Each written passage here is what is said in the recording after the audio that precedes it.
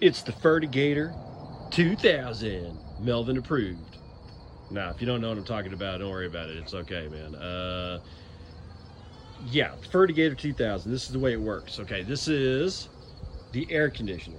All right, so it goes up into the attic and then does all the stuff that air conditioners do upstairs. But what doesn't really matter what they're doing up there. One thing is always true: if they are making your house cold, they are making water.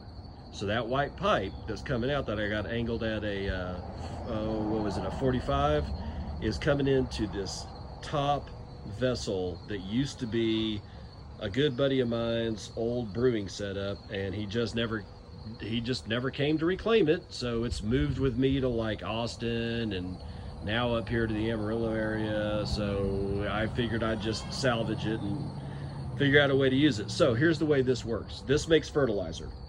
Okay, if I go over here and I open this spigot, water flows out and into a bucket, but it's not just water, right? All right, so why is it not just water? Well, if I go up this nifty ladder that I got set up for now, we'll go to the very top and begin the journey. Okay, water, buddy. It's water. It's clean, distilled water, okay, with a mosquito dunk in it because, hey, you know, mosquitoes and shit happens. So that water will eventually get thrown into this.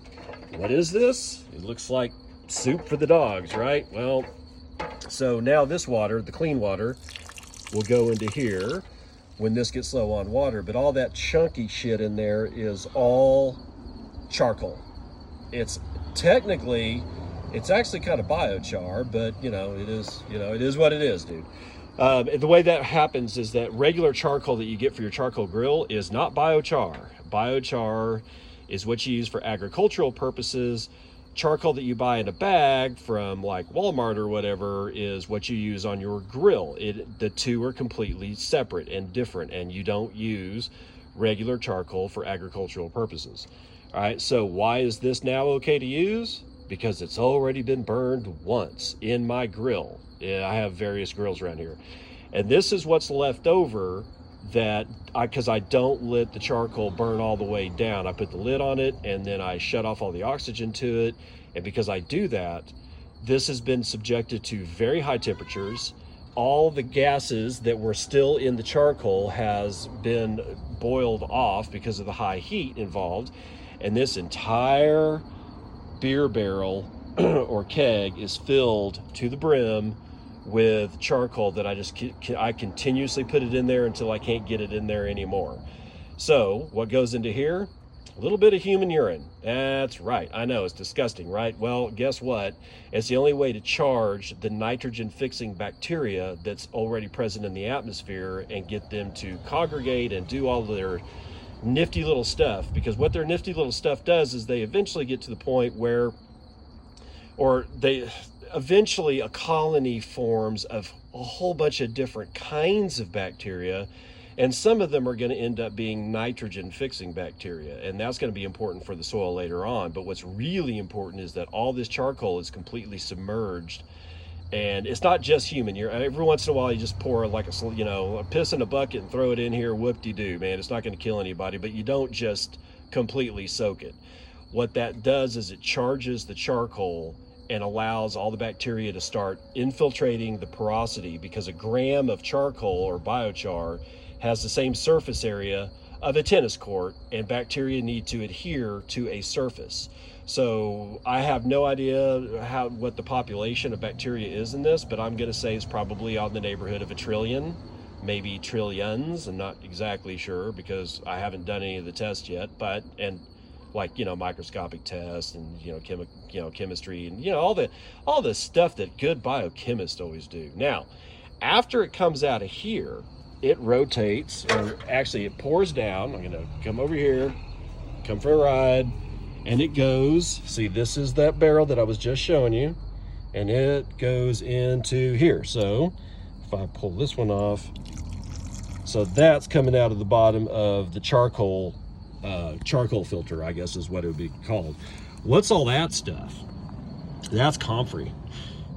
Oh, of this entire thing to about here is filled with yet more charcoal, so that the comfrey that goes all the way up to here, as it breaks down, rots, and the bacteria that has been living in here, as it comes down through the water stream and gets onto here, it starts eating the protein that is in the comfrey and breaks it down to forms of nitrogen that are readily available by plants. So that stays in here, and it munches and crunches, all that kind of stuff. And anyway, as it does that, it gets soupy and nasty. And if I don't put a charge of charcoal into the bottom of this, it will plug the spigot. So that's one of the reasons why charcoal is down here, but also because of the same reason I was describing about all the charcoal up here. It's going to be completely, by the time I pull it out in the fall, it's going to be completely infiltrated with all manner of probably fungus and hundreds of different kinds of bacteria.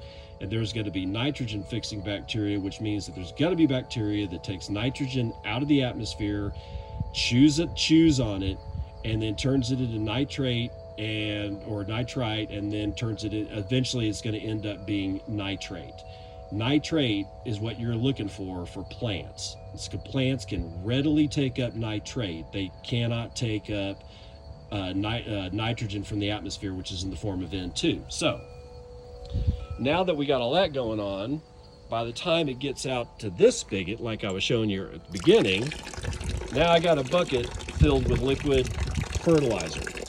Because I'm always constantly filling it as my air conditioner is running, when that one gets full, I pull a bucket off of a full bucket off of the bottom, and then pour what's in here to make up the difference that was put into the bucket over here, and then fill this one up with the fresh water that's up there. So it's a continuously it continuously produces liquid fertilizer. It's not strong fertilizer, but it is chock full of not only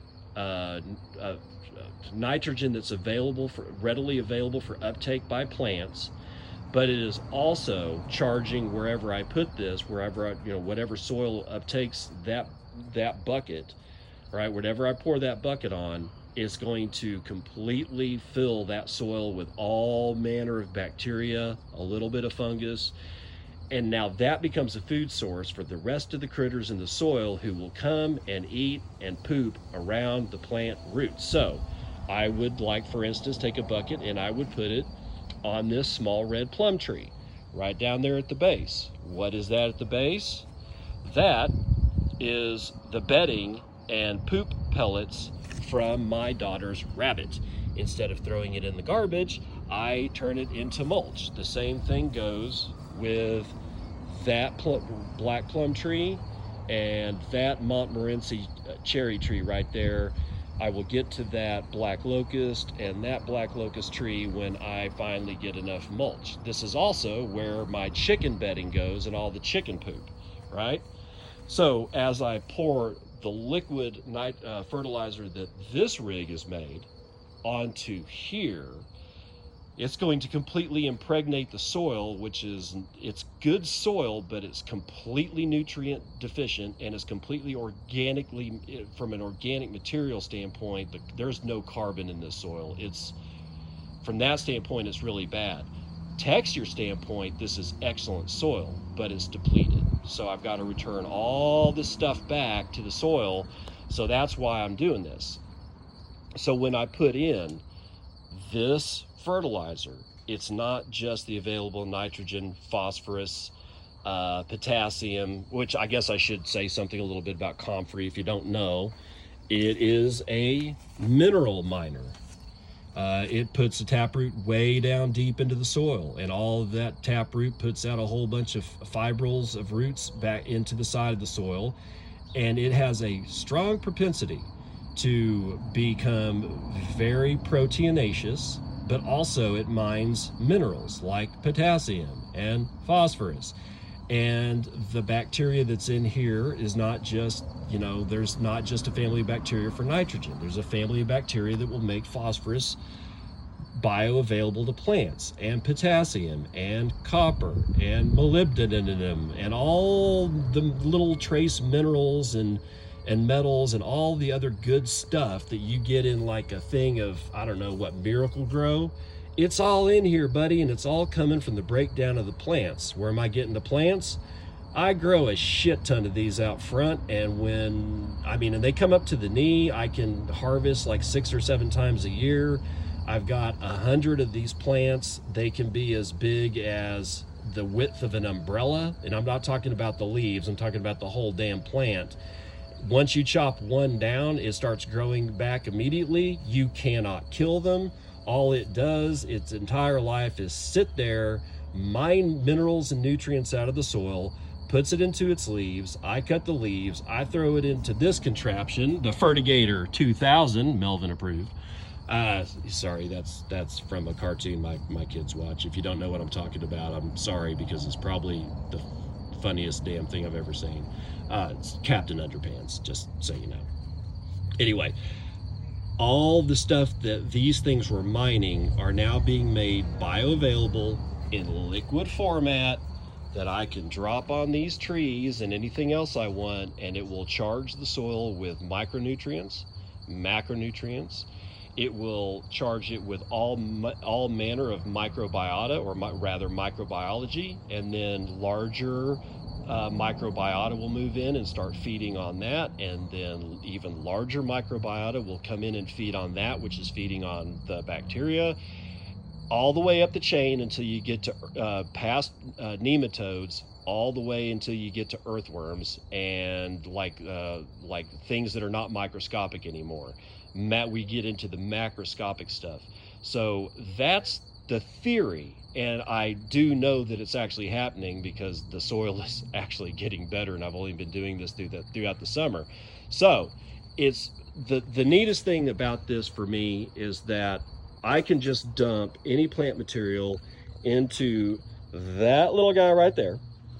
And when I do that, it dissolves it down, liquefies it, and puts it into a format I can use. But my favorite part is that it's damn near no work, because I'm always getting fresh water. How many? This is going to be like a two gallon bucket, maybe a 1.5 gallon bucket, something like that. No, it's going to be like it's got to be a two gallon bucket.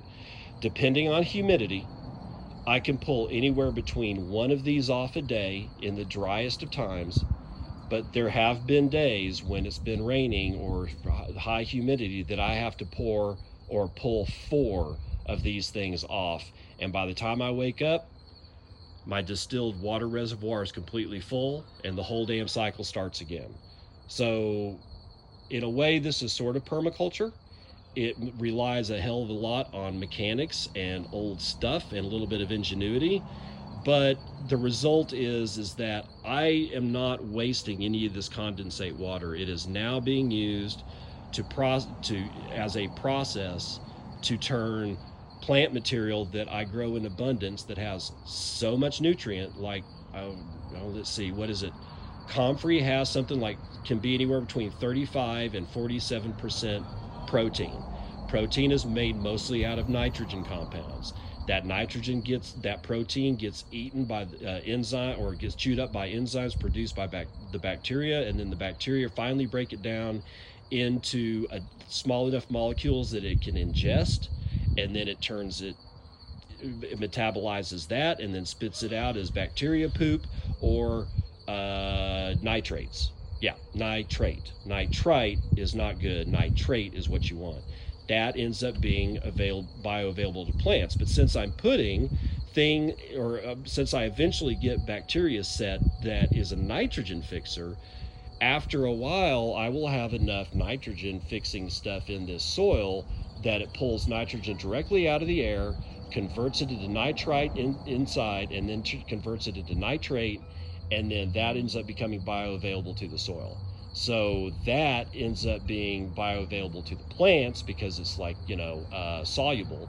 And so the plant roots get a hold of it. So it ends up being sort of a permanent fertilizer. Not that it takes care of all your needs, but it's certainly better than growing, trying to grow a tree without any nutrients whatsoever, without any organic matter whatsoever, and without any macro or micronutrients or stuff like that, without, having to put something on it. This at least helps, and it keeps a puddle of water from developing, because they would have just taken that white pipe and they would have just dragged it all the way down, and it would have just been continuously throwing anywhere between 2 and 10 gallons every single day right next to the foundation of my house. So that's one way that you can salvage, use your brain, use whatever salvage you got, use plants that you have to convert something that was going to go to waste into a system that produces fertilizer